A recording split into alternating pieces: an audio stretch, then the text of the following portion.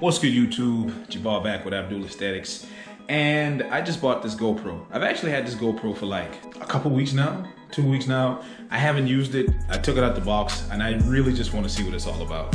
If it looks a little messy in here, I haven't really had time to clean up. Like, see all that? All of that is clean. We just did laundry, and we got to put all that up. Huh. Seems legit.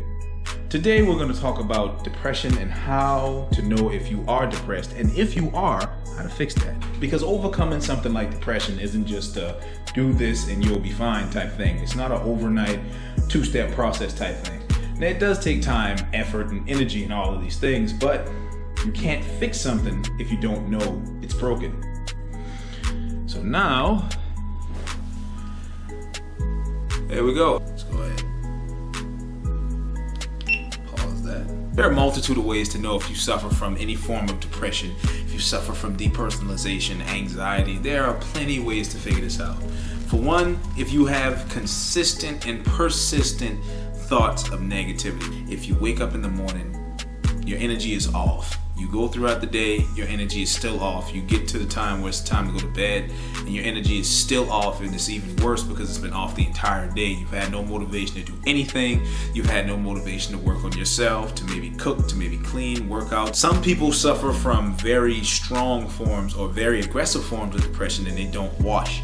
They tend to cut off from society. They tend to do everything in their power to not be around people because they just don't want to be interrupted, or they just feel like they need to be alone.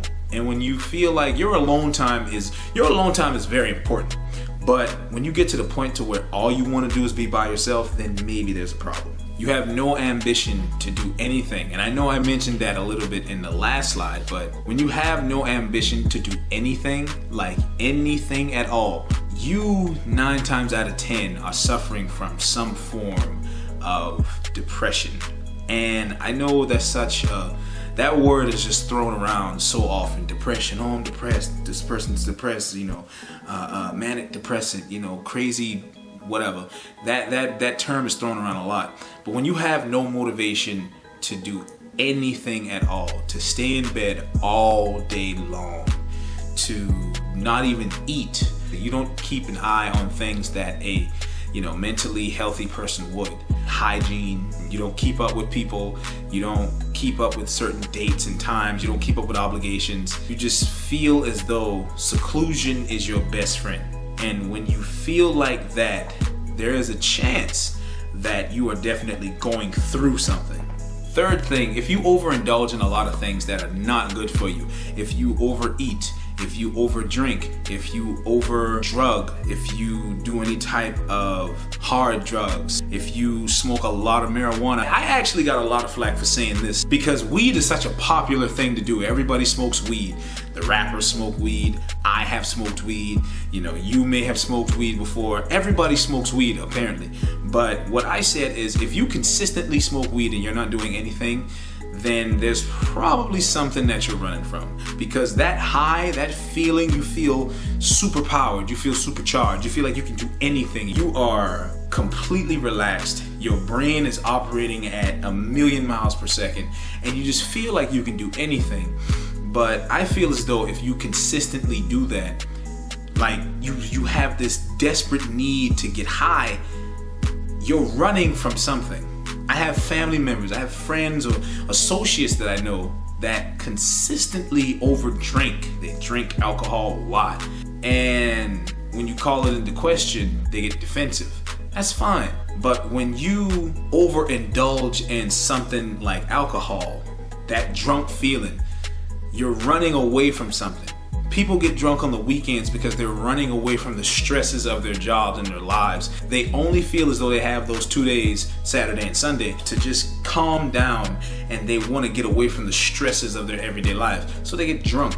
Some people take it to the next level and they become what we call alcoholics. When you get to that level, there's a good chance that you may be suffering from some form of depression. I can say honestly right now, whenever you overindulge in something, it's never going to be good. you can get into a mode to where you become dependent on this thing to operate. And the more you overindulge in something, it plays a psychological game on your mind to where your brain starts to think that this thing is necessary for you to operate in your everyday lives. That's why some people who become alcoholics tend to drink on their job. They tend to drink and drive. They tend to drink in their everyday lives because it has become a part of who they are.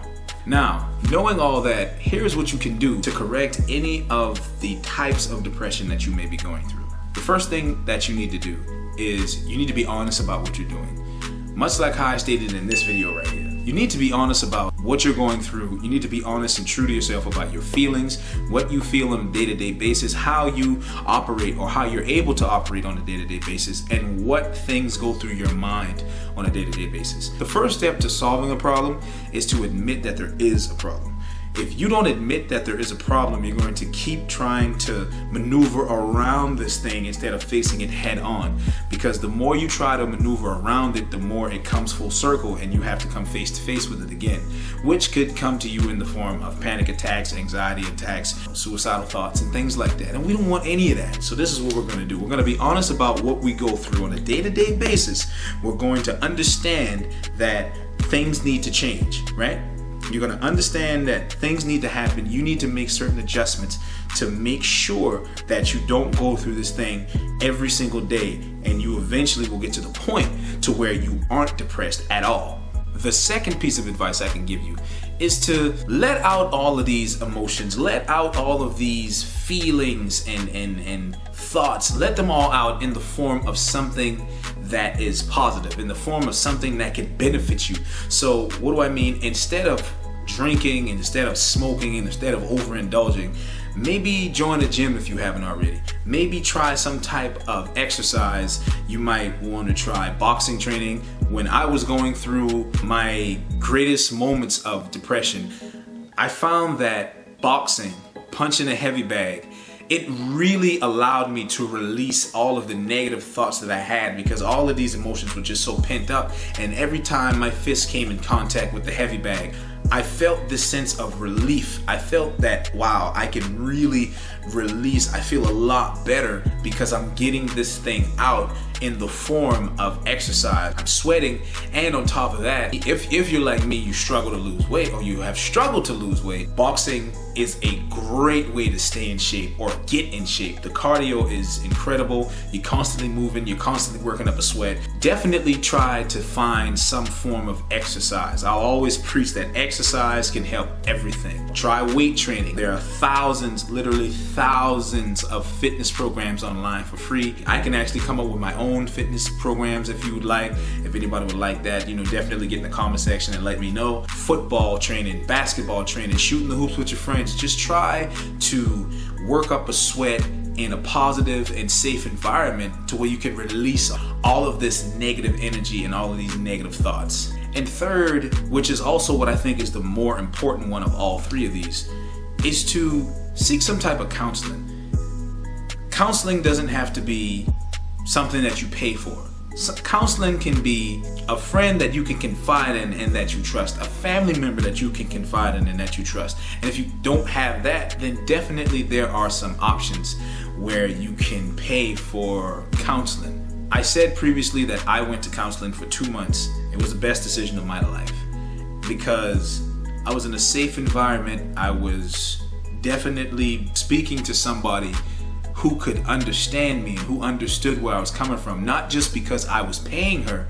It was, she truly knew where I was coming from. There's always some level of relatability when you go to seek counseling. So with that being said, man, I really hope y'all enjoyed this video. I really do.